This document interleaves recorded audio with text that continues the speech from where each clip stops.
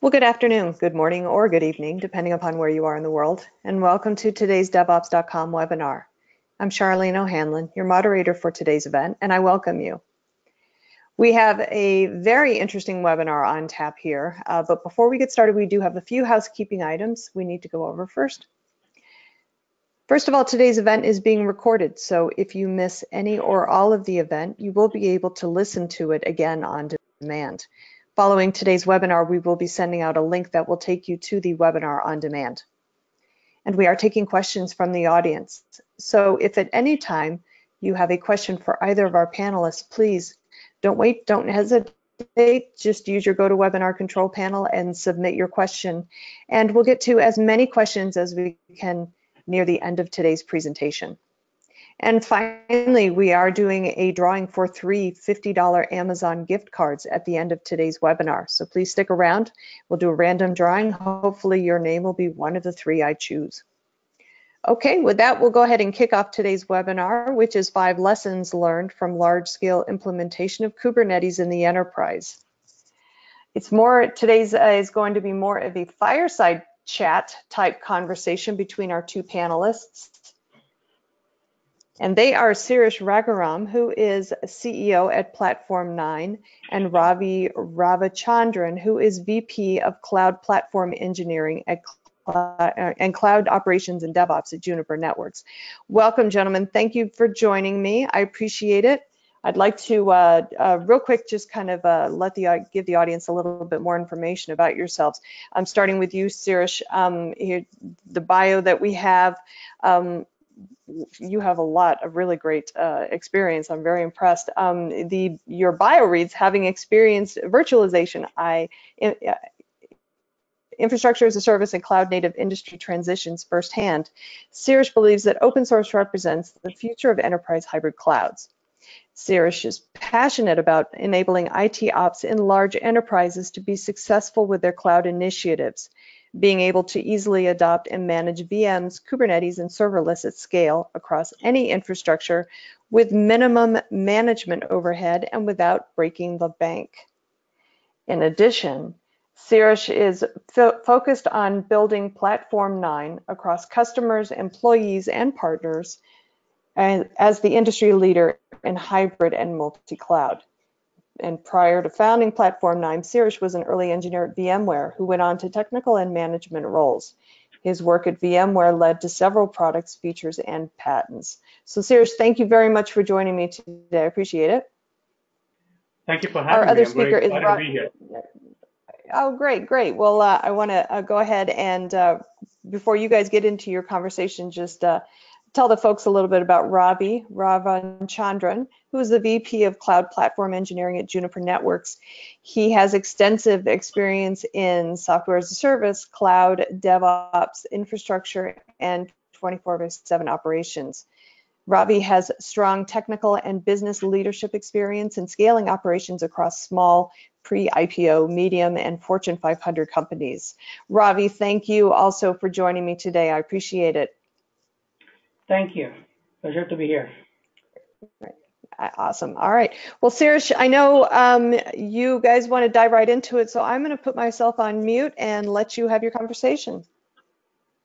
Absolutely. Thank you so much for having us. It's exciting to be here. It's a really exciting time for us to be in the cloud native space. Kubernetes has really changed how people think about not only infrastructure orchestration, but also how to build next generation applications to be multi-cloud and to how to better automate the operations of applications as well as the world increasingly adopts cloud services. I'm really excited also to be able to do this for the first time with Ravi. Before Ravi became a customer of ours at Juniper Networks, Ravi was the CIO of GE Digital, their Predix cloud platform. And Ravi, I think you went with a different tech stack there. Platform 9 was a very young company at the time. So, but I'm glad that you became a customer of the company, and we're here talking about your experiences with adopting cloud technologies like Kubernetes. Pleasure. Thank you. So one question I wanted to ask about, Ravi, is Tell us a little bit about the technology stack you used before maybe Juniper, and I want to actually talk about that a little bit so the audience is able to appreciate how and why you decided upon Kubernetes in Juniper. So, but before we go to Juniper, tell us a little bit about before Juniper, what are some of the tools and technologies that you've been looking at, and what are the experience with those technologies? Sure. So in the last 25 years, I've done all kinds of operations, technical operations, cloud operations, SaaS operations, you name it. So it's, at the end of the day, has the market economy moved towards subscription-based economy, right? Everything became a SaaS, and the uh, service delivery and service SLAs became more important. That means that delivering the service in a highly reliable fashion is also key. So in the many years before, I've been on VMware and obviously been on middleware platforms in the past, right? And also been on Cloud Foundry platform at G Ratio. And obviously with the emerging technologies of Kubernetes nowadays, that's the de facto uh, progression towards it, because the service-based economy demands of SLAs and all this stuff requires now some of the operational requirements are now built into the technology stack, right? That means that anything that you build today, whatever stack, it needs to be highly reliable, highly available, meet the SLAs, obviously holistic healing in case of failures, right? HA and meet all the disaster recovery in terms of whatever configuration it is in. Everything is now getting baked more and more into the technology stack, right? And given that, based on the past experience, platforms have never done well, right? From the middleware ages of DEA, WebLogic, and all other stuff, as you know, they all went away, right? They all died. And today, obviously, other platforms are existent, but still, what transpired to where we are today, one fundamental requirement is that you don't want to be sticky to any platform. You don't want any constraints a platform puts on you. You want to be able to scale. You want to be able to scale out. You want to be able to get all the operational requirements to meet the SLA in the platform at the same time. And as the technology evolves, and for all you know, this will continue to evolve to become highly reliable, you need to keep adapting to it. So getting stuck in a platform, getting stuck inside a platform with all the constraints is just impossible. It's a barrier for exit as much as it's easier to buy into it, but barrier for exit, meeting those kind of SLAs, aggressive SLAs in delivering this to customers will become a nightmare. So you have to start thinking about in atomic forms of how you basically build a stack, and that's how we all now are thinking about Kubernetes in the marketplace, right? And also you're also looking at in terms of cost for the platform and licensing, all that stuff that continues to grow with you in a platform-based model or architecture. So you want to have a flexible architecture that's highly available. At the same time, gives you what you need in terms of cost, meet your budget and the cost and the pricing, and at the same time, technology requirements and the functional and non-functional requirements. So your journey into Kubernetes was, to recap, a desire to build highly automatable operations, Yep. a desire to manage costs and efficiency, Yep. and a desire to manage lock-in or perceived lock-in into Absolutely. proprietary technology stacks and that don't keep up and don't evolve. Yep. And so those are some of the reasons And why. also our automated provisioning, orchestration services, right? Automation is the key. But beyond the So technical yeah. feature set, these were the strategic elements why you were looking at Kubernetes as your technology. Absolutely, yeah. And as you know, I've also worked on OpenStack in the past, and that pretty much is also some of the challenges, right? In the early stages of OpenStack, it was not even backward compatible for you to upgrade, right? So I've seen in many instances, some of the companies that worked we got left behind by 2 years and 3 years and 4 years, and we're using some of the older versions of OpenStack, and it would, as the timeline progresses of you not upgrading your software, you have a technical debt on a long term. Yeah. And it keeps building on, right? When it keeps building on, it just becomes impossible for you to upgrade at that point in time. And you are now impacted in terms of meeting SLAs, your reliability goals, availability goals, scalability goals, because you're so far behind in your upgrades. So Ravi, I think what makes you somewhat unusual, I think, is you run, the application platforms like WebLogic at scale. Yeah. You run VMware at scale. Yeah. You run infrastructure as a service based on VMware at scale. Absolutely. You run Cloud Foundry at scale. Yeah. You run OpenStack at scale. Yeah. And so coming into Juniper, you were looking at Kubernetes. What are some of the lessons that based on your experiences running all of these technology stacks? Yeah. So I heard you just say one, which is upgrades was something that you were concerned about because you've seen in the past how difficult it is to upgrade from one version to the other, and then you're no longer able to take advantage of the latest and greatest capabilities that the community is working on. That's one. The second one, stickiness, right? You don't want like a fork, a proprietary, some kind of proprietary platform or something which has inherent restrictions that you have to work within it. Yeah. You can go outside of it if you have to do a lot of work to get anything integrated into it, right? And the third one is obviously your ability to manage and do what is called day-to operations, right? That's the key, because in a subscription-based economy, software as a service, it comes down all the way down to how you deliver your service, right? So in that situation, you need to figure out your SLAs. You need to figure out automated operations that can scale out, that can be highly available, that can meet the aggressive SLAs on a global scale and a geographic scale, right? So all the things need to be automated, and as the technologies have evolved, some of them have started to build into it. Yeah. Example, Kubernetes clustering, right? High availability services, reliability services, right? All those things is very economical, so that you don't have to go build some DR site out there sitting passively waiting for it to be brought on during an incident or whatever it is. Those things and all, you can avoid it. You can now really get into real-time active service delivery effort. Okay. So you said wanting to be able to upgrade easily, not wanting to get left behind on an old version of Kubernetes. Absolutely. Wanting to have an open, not being locked into a proprietary version of Kubernetes or something that had restrictions in terms of what it could integrate with. So wanting to stay close to the upstream, community code base. Yep. And then day two operations, wanting a way to scale and support this at scale. Absolutely. And the third one is obviously getting somebody to do a managed services, right? Mm-hmm. One of the challenges of any open source, any early technology that's in the early stages of maturity, right? It takes some time to mature. So there are a lot of new features and functionalities keep pouring in. How do you keep it operable in a 24/7 follow the sun cloud operation? Yeah.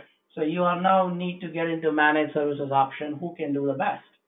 Who can not only help you in the implementation phase because of lack of domain expertise, finding resources that are very skilled in Kubernetes, which is hard to come by in Silicon Valley, and outside Silicon Valley, it's worse, right?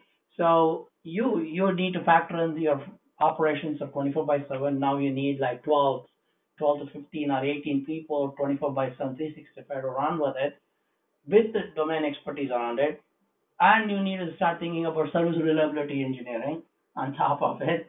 It's a big thing for you to not only build and implement this kind of projects or applications to customers, it's also going to take you time. So the last thing you want to worry is that if there is some nirvana of managed services operator who can not only do monitoring, holistic healing, give you the 24/7 aggressive SLAs and get the upgrades up to date, that solves that problem, right? And that's the key to arriving at some kind of a decision, because again, it's a SaaS, software as a service. So we need to think as service availability it's not like the infrastructure uptime. And whether it's a public cloud or a private cloud or a hybrid cloud, at the end of the day, the service needs to be up all the time. Okay. So when you were starting your journey with Kubernetes at Juniper, what were you and your leadership team talking about? What did success look like? Did you have a vision? Did you have a concrete vision or a desire or a goal for milestone of what in an ideal world you wanted to be able to deliver for the organization? I had a very aggressive timeline, right? I was basically taking on a digital transformation, right, of DevOps and CI/CD and all other stuff. So having an aggressive timeline, getting your due diligence done in terms of technology evaluations, along with the vendor POCs and the pilots, implementation phase, all that stuff. The end outcome was that basically that I would be able to deploy, right, in a platform or in a technology stack that can scale out, available, managed, operated, meet the SLAs in 6 months.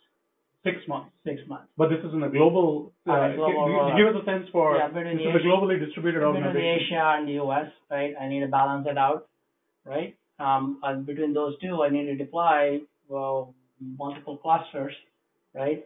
And get this thing up and running. And to me, I didn't have a lot of domain experts knowing Kubernetes, right? I didn't have people, awesome architects who can go do pilots and the POCs, the army of architects who can go do that. I didn't have that. Obviously, money was not just flowing out, so there I had a budget that I need to meet, timeline I need to meet. At the same time, I need to get this thing out the door and operate it 24 by 7, 365, and keep up with all the upgrades or the updates that the Kubernetes keep coming out, right? That needs to be vetted out in a blue-green deployment, right? And then so that it doesn't impact the current applications, right? So all those things need to be, due diligence needs to be done. That's a big, going from all the way from requirements gathering all the way to operations. So and the full life cycle had to be thought out. So you had a long list of requirements. And this was something that your developers within the company would use at scale, right? So there's thousands of users? Yeah, absolutely. On an everyday basis? So on an everyday basis, yes. So it's a pretty significant challenge. Yeah. When you were thinking about this, clearly the speed, 6 months of getting this out to production, and supporting this at scale in a geographically distributed manner, and then the talent challenges, right? In Silicon Valley, you're based in Silicon Valley. Absolutely. It's not easy here, and unfortunately, as you mentioned, it's probably worse outside Silicon Valley, right?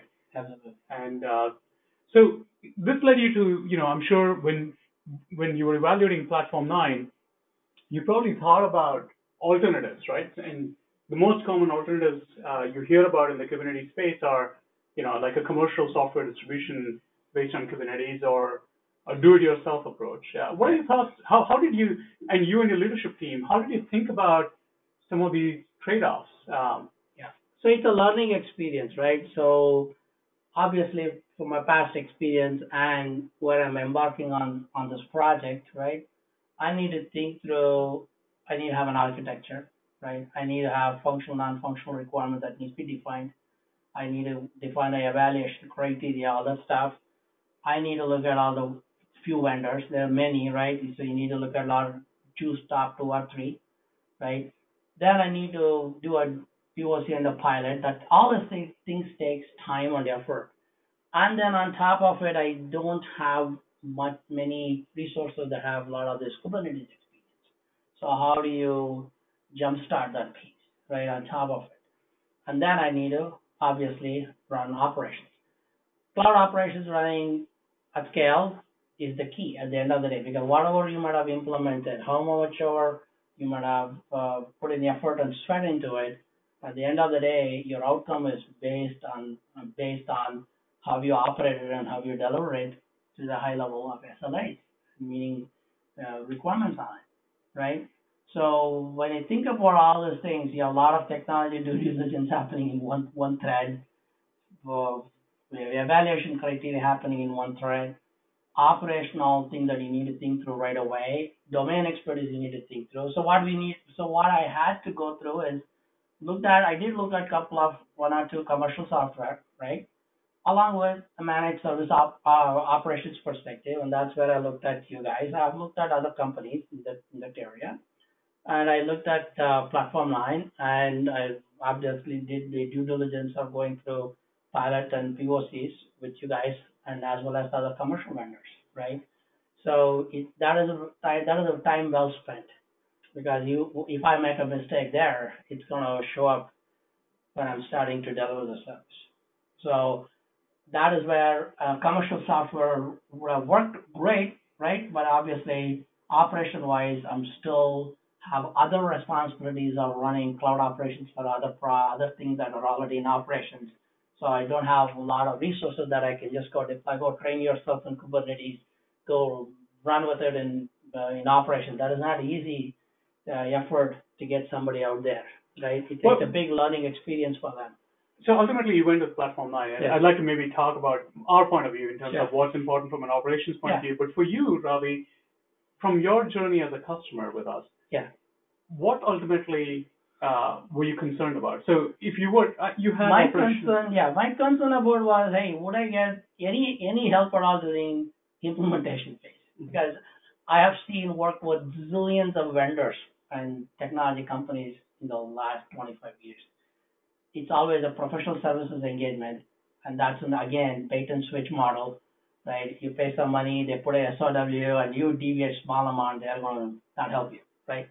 So getting to know what you need to implement, how you want to implement all the stuff, it's a nightmare. So to somebody who's considering, who maybe is newer to the space, or doesn't have the 25 years of battle experience that you've had, what would you advise them if they were thinking about like a professional services approach to running Kubernetes, which in open source, to be fair, right? That's been a common way by which people have been running open source technologies over the years. And as open source is relatively young, if you in the history of software, open source is relatively young. It's also a known fact that whenever there's open source, it's not free, right? You have to have resources dedicated to keep it up, feeding it 24/7, right? Because you need to customize it, you need to build up the domain knowledge, you need to build up the expertise on it, you need to put in a lot of resources who are willing to dig deep into an open source. It's not something that you just one click button and it goes installs and it runs and it's highly available. You have to put in a lot of effort on an open source. That's a known fact of the past, right? So having some service provider who can give me open source and who can keep it upgraded, keep it operated, keep it monitored. That's why Red Hat Linux is very successful, right? So you beat out all the other forms of it because it's an oxygen, right? Operating system is an oxygen. Everybody needs it. That's a baseline. So that's how they scale their business. Obviously, Kubernetes stack platform 9 is the one that's going to meet that, right? If you want to run Kubernetes and you want to get your projects out the door on time, quick, this is a good way to get going on, get some successes out, learn from it, and then you figure out a next strategy. So maybe just to contrast it for our audience, in comparison to a professional services approach to running open source software, Platform 9's model is to bring SaaS-based management to open source technologies such as Kubernetes and OpenStack and serverless functions. And so what we are able to bring is, and again, we're not throwing people at the problem. So our company is built on this notion that open source needs to be easier to use. And so we build systems that manage open source deployments. So our core SaaS-based offering runs on infrastructure anywhere. So in your case, Ravi, you decided to run it all on-prem within your data centers for InfoSec reasons. It was very sensitive. But you're able to use our SLA, our SaaS-based SLA for Kubernetes. And what that means is that your Kubernetes clusters are being monitored 24/7 by 365. There's a 99.9% SLA guarantee on the health of Kubernetes itself. And we are proactively detecting any issues You don't need to have people on staff who are doing that. Yeah. We can even feed it out to your NOC centers. We are doing upgrades and security patching entirely orchestrated from the cloud, but within your change control windows. So there was a recent example of there were two CVEs, one in the December timeframe and I think one in the February timeframe that were pretty significant for Kubernetes. And a lot of people that were running Kubernetes were struggling. I had a number of people reach out in that window because they were struggling to roll out security fixes. Going back to your point, these are critical security vulnerabilities. Platform 9 customers were upgraded within 48 hours without lifting a finger, right? Yep. And those upgrades were orchestrated from the cloud with our platform, but with our solutions architects watching over them. Yep. And they're non-disruptive to the applications, right? Because with Kubernetes, you can orchestrate rolling upgrades, which are non-disruptive to the application. Absolutely. That's also key because we want, obviously, one of the things I did not mention is in typical operations, maintenance is a nightmare. Taking a maintenance window on a non-stop SaaS offering is a nightmare. Nobody likes maintenance windows.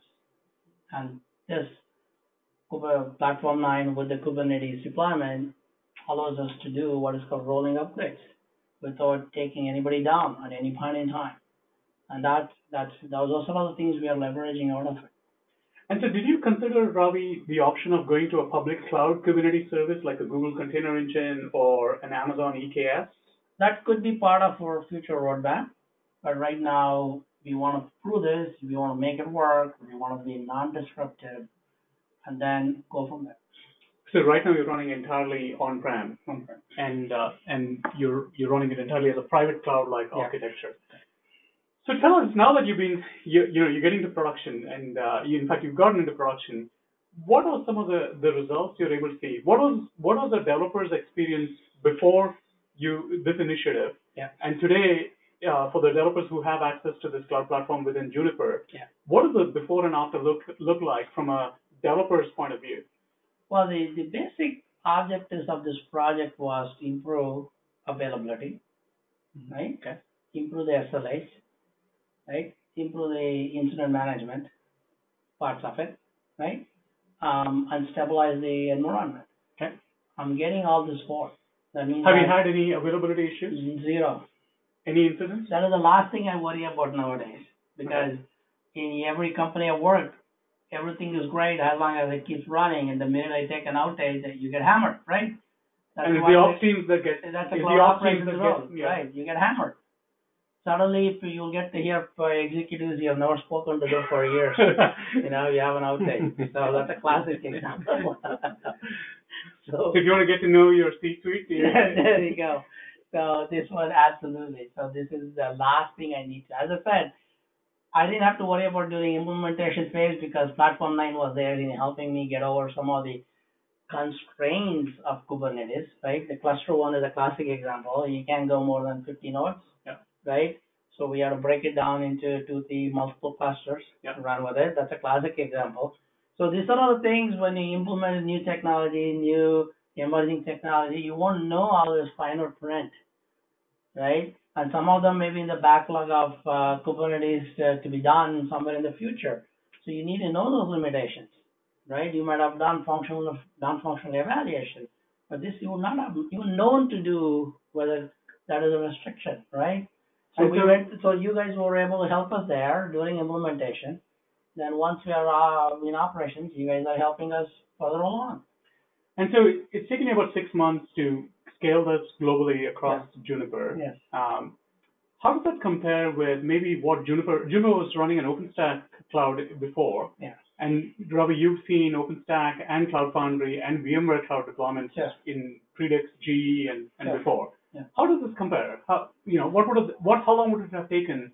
Yeah. So from my perspective, this has been the seamless implementation what I've seen because I would always be concerned about these infrastructure rollouts, stack rollouts, platform rollouts. They always have surprises when they go into operations and in production. This is the one I'm probably fortunate to say that there's nothing that I've come across that is the last thing I worry about on this. Okay. And in terms of the incidents and the outages, in the other experiences, how would that have compared? That, as I said, those projects gave me a heartache, right? A lot of challenges during implementation and going into production. Once in production, you're up all night in many of these implementations, right? Boy, let it be any platform or anything that I've used in the past, uh, either to the lack of a perfect flexible architecture or workloads are not designed for that kind of an architecture on the platform.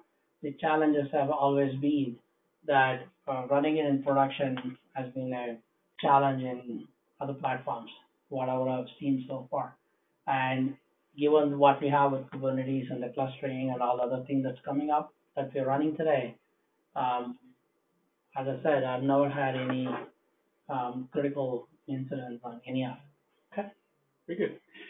How long do you think it would have taken you if you hadn't gone with Platform 9 to get to this deployment stage that you have, where you have the level of global deployments today? If you had to go with an alternative, either a professional services approach or a do-it-yourself, should have easily added another 6 to 12 months to it to get that. to get that. Yeah. And so that's a pretty expensive proposition because there's an opportunity cost to the business, to the company, to take that long. Correct. And then the ongoing operations would have been an unknown, right? Correct. And based on your past experience, there's been a pretty significant difference. Absolutely. Day-to-day operations is a nightmare. If you don't know how to resolve the issues and how you isolate the issue and how you have a backup to bring it up, all other stuff, it's not, that's been a challenge. Okay. In the past. Okay. Very good. Any technology comparisons in terms of how maybe something like Kubernetes compares with the likes of Cloud Foundry or OpenStack or VMware? I guess, as I said, right, it's an evolution process, right? I wanted to be at the atomic level of building the stack independent of any platform, right? So I wanted to have more freedom in scaling it out, more freedom in terms of keeping it upgraded, more freedom in having additional services without a long integration life cycles, right? That the Kubernetes basically has been the one that I was able to finally realize when compared to the other platforms in play. So you've been able to realize this vision that you had with Kubernetes, and you in the past struggled with getting there with some of these alternatives. Correct. Yeah, simple thing like portability. Yeah, something works on, example, on AWS, they still need to port it to Azure, or from Azure, they need to port it to GCP. So there are a lot of things. You need to be more aligned with the vendor in a platform play, right? If the vendor priorities are something doesn't match or align with yours, you just gotta wait it out. Okay. In this case, I don't have that limitation. So as you think about, maybe to wrap up our session and then we can get into the questions, Ravi, as you think about, the operational side of Kubernetes and scaling it and implementing it is, Platform 9 is taking care of that for you. You don't have to worry about that. Yeah.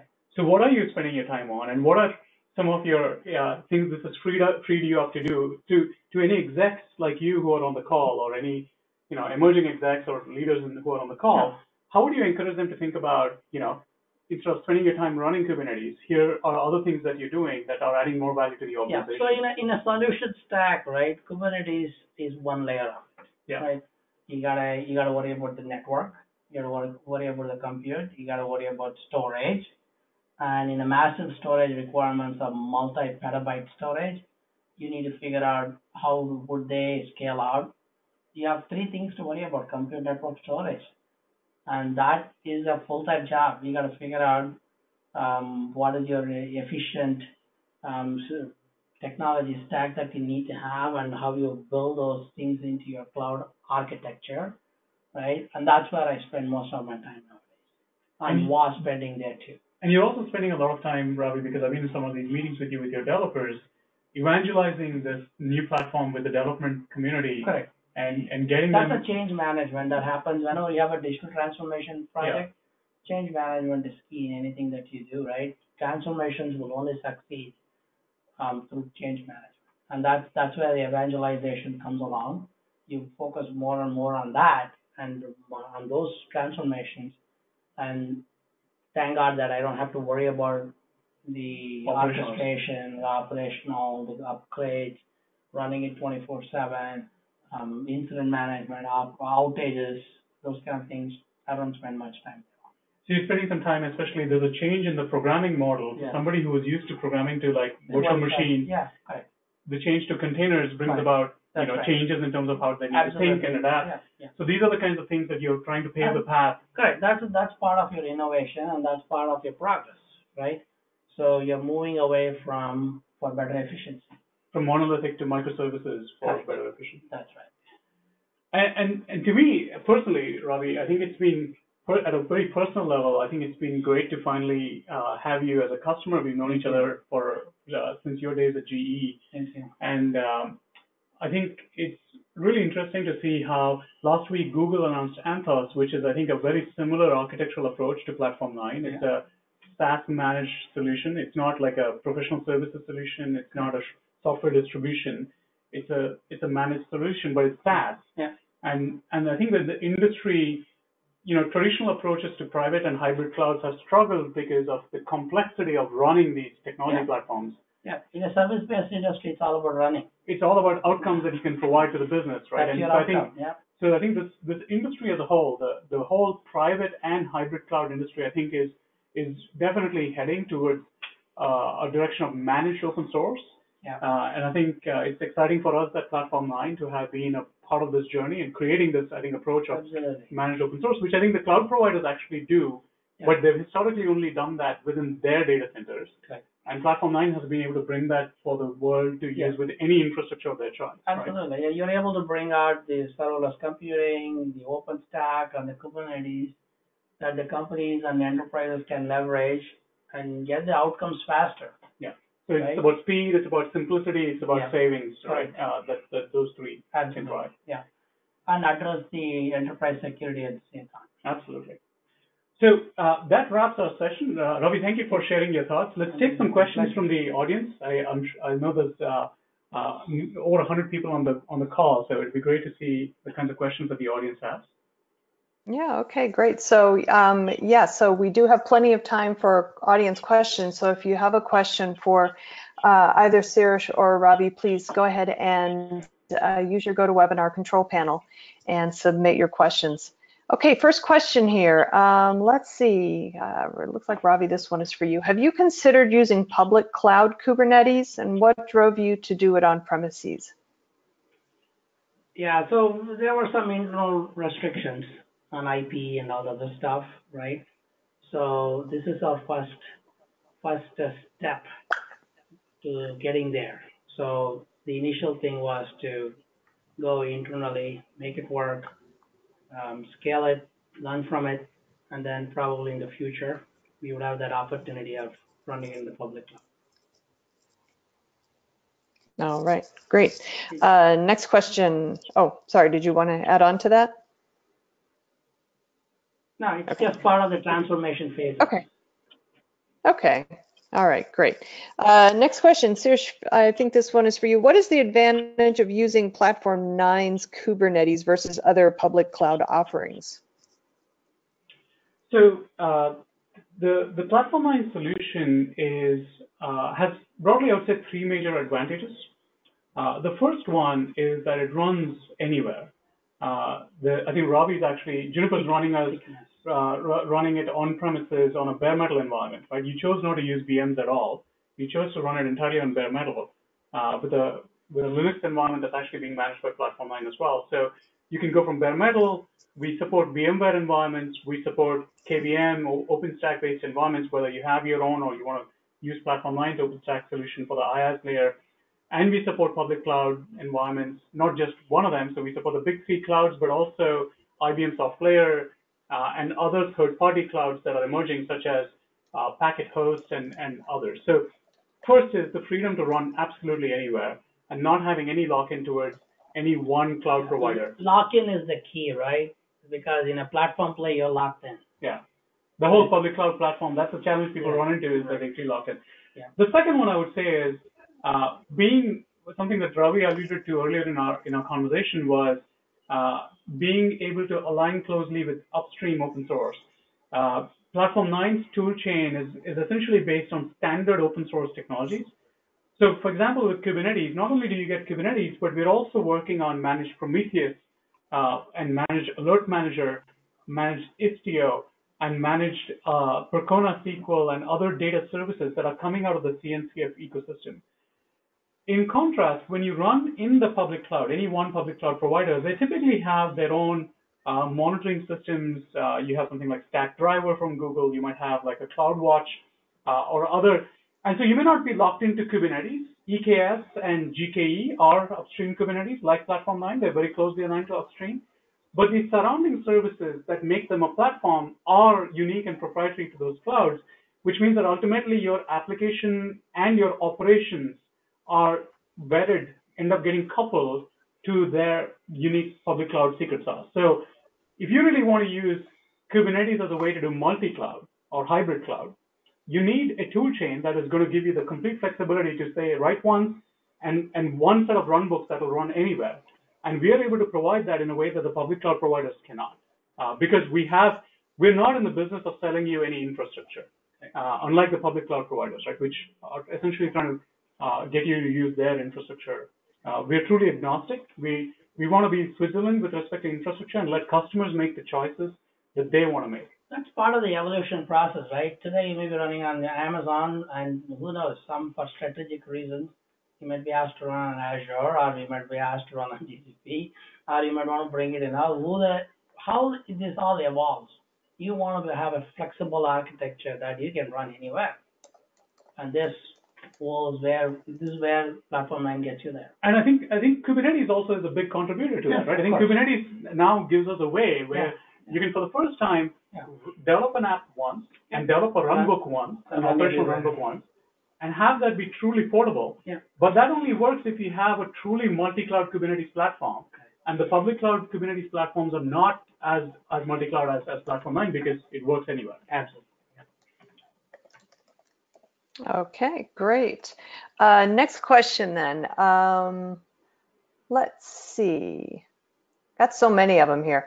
The next question, I think you may have actually already answered this one, Ravi, but where are you running Kubernetes today? Is it bare metal or on virtualized infrastructures? And then also, okay, all right, great. So what are you, the pros and cons for each of those, and what are your future considerations for them?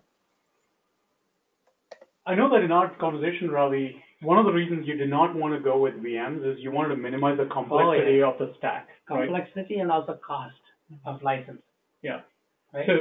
So your point, I think, was that you're saying that, look, ultimately my developer experience is going to be Kubernetes. Yeah.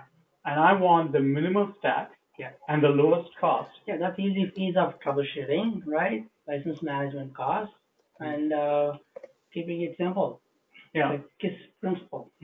Well, I'll give you maybe a counterpoint to that.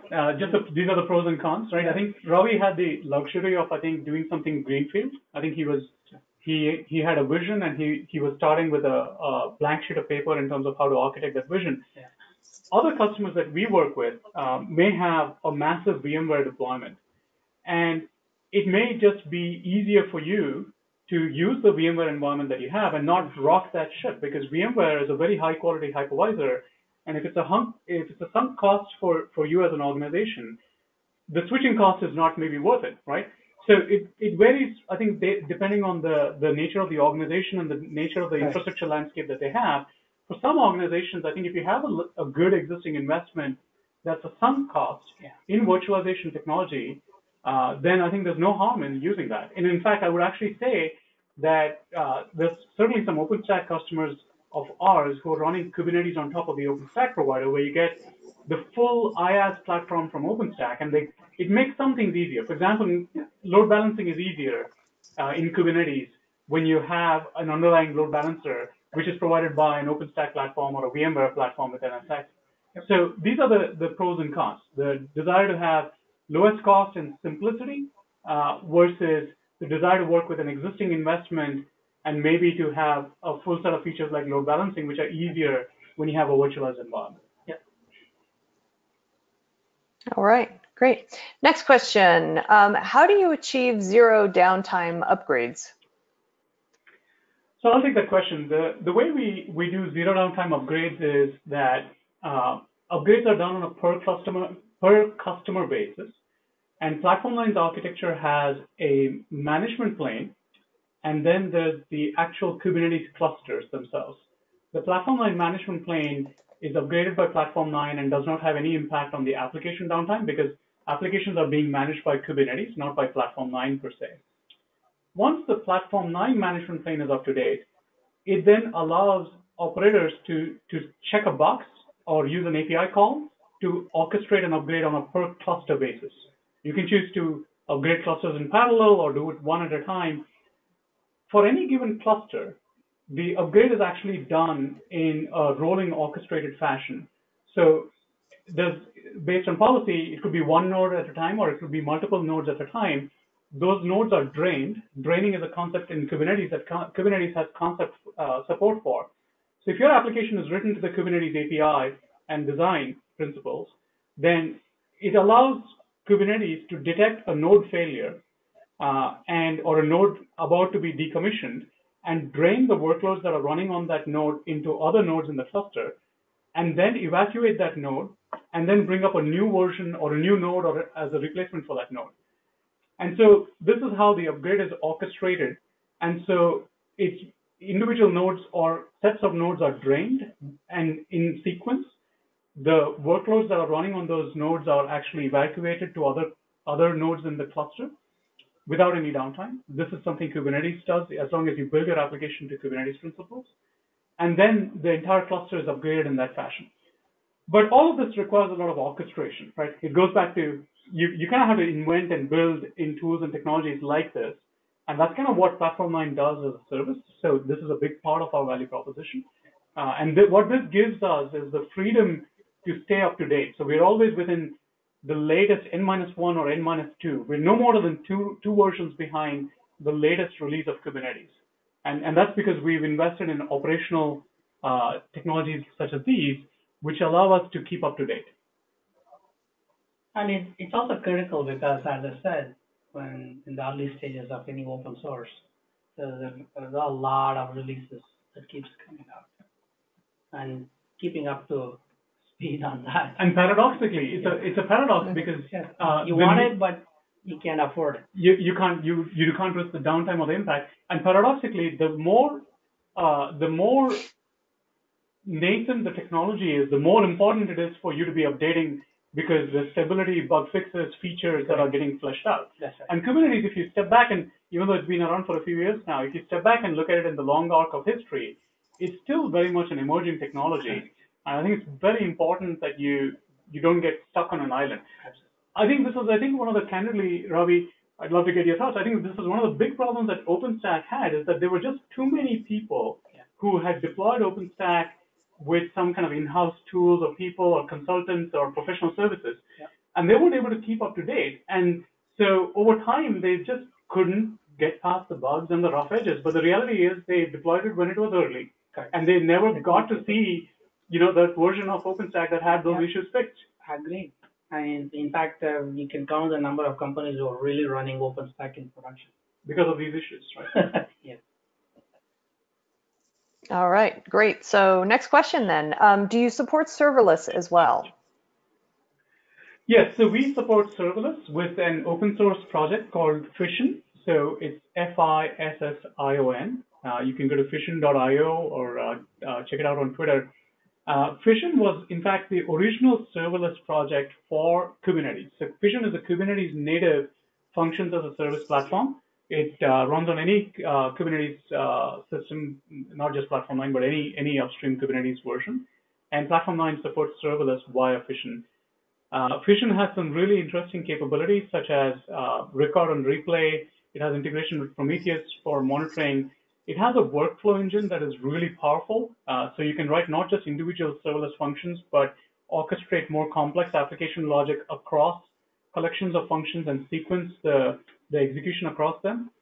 And people tend to love Fission because it gives you a lot of flexibility in terms of the cold start performance and the cost performance trade-off.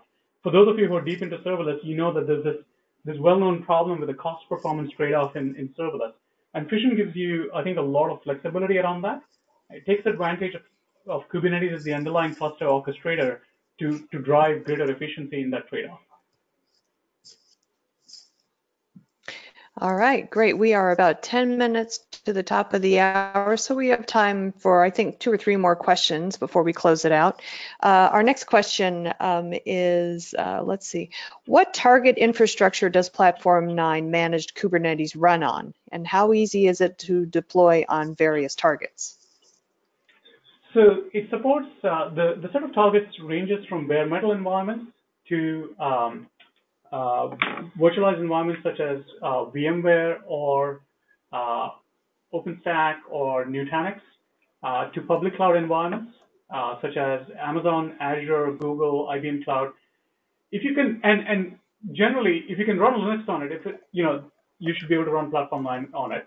And if it has VMware, then you can run Platform 9 on it.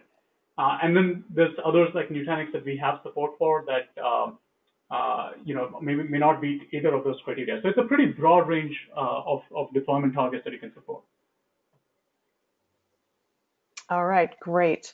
Let's see, next question. So many of them. How do you scale out this? I believe this one is for you, Ravi. How do you scale out your Kubernetes cluster as demand goes up for infrastructure resources? Well, I think the scale out is based on clustering, right? So as you continue to scale out, you can keep adding clusters as many as you want. And then obviously the number of nodes that you run within the cluster is already highly available. And across the clusters, it's highly available. So this is a scale out architecture. So it's the scale out is built into the architecture. That is, as I was alluding earlier in the conversation, this kind of operational or non-functional requirements of scale-out architecture, high availability is all built into Kubernetes. Into the Kubernetes, and I think that's the best part of it. And that's the reason many of the things that I've been running into the last 20, 30 years. I think this is a big win for me from that perspective, and I don't have to worry about physically implementing or logically implementing high availability architectures. And the traditional approach of doing HA and DR is very complex running those tests and the beauty I think if you maybe step back and look at it a little more strategically. Yeah. In the olden paradigm, in the monolithic paradigm, if I can call it that, before Kubernetes, scale-out was a bit of an afterthought, or failover was a bit of an afterthought. You build your application, then you figure out, how do I get this to failover? Whereas I think with Kubernetes, it's kind of built in by design, and so you'd have to do something pretty drastic to get it to not support scale-up. Correct. And so that's the beauty, and it's one of the many benefits I think Kubernetes is able to offer. Absolutely. All right, great. So it looks like at this point we are going to have to close out the Q&A section. If we didn't get to your question, I apologize, but please know that the folks at Platform 9 will be getting a copy of all of the questions. So I'm sure they'll be more than happy to follow up with you offline. We do have a gift card drawing to get to, but before we do that, I want to actually kind of open it up to our speakers today to kind of give us their final thoughts. Our takeaways from today's event, if you will. So I'm send it back over to you guys.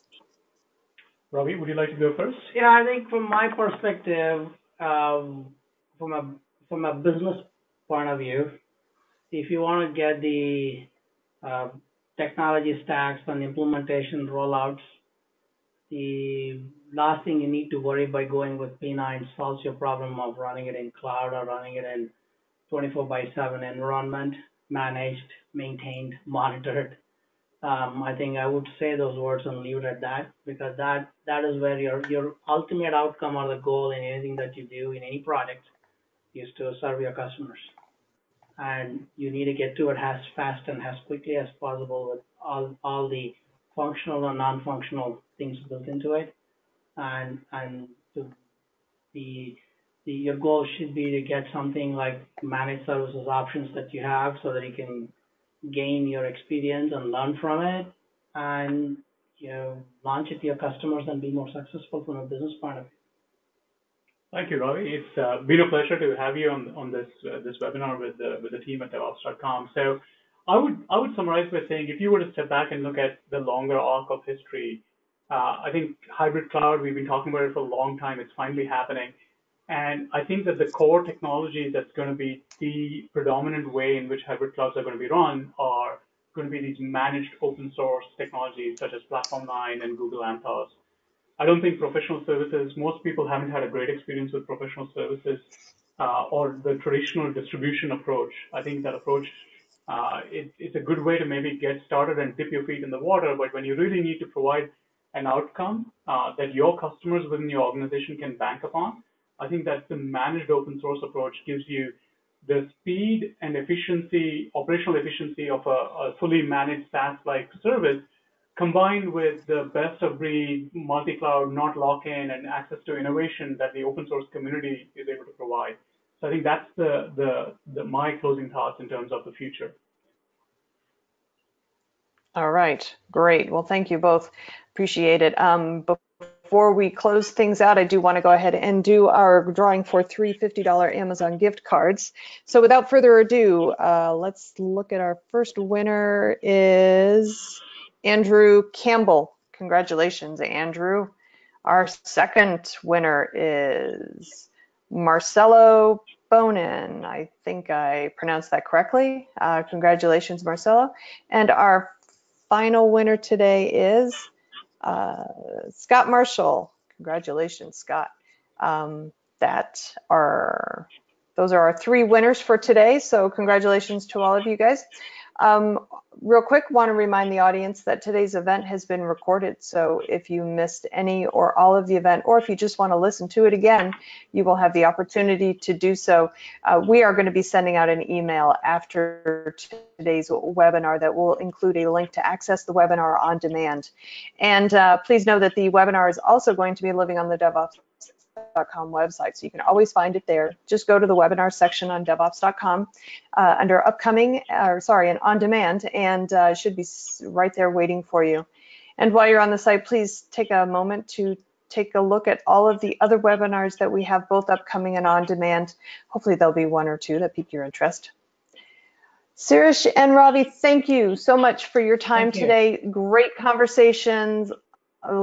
Learned a lot. It's just, I love to hear about all these case studies and deployment stories. So thank you very much for the information. I'm sure the audience got a lot out of it also. And I also want to thank the audience for joining me today. This is Charlene O'Hanlon, and I'm signing off. Have a great day, everybody. Thank you. Thank you. Thank you.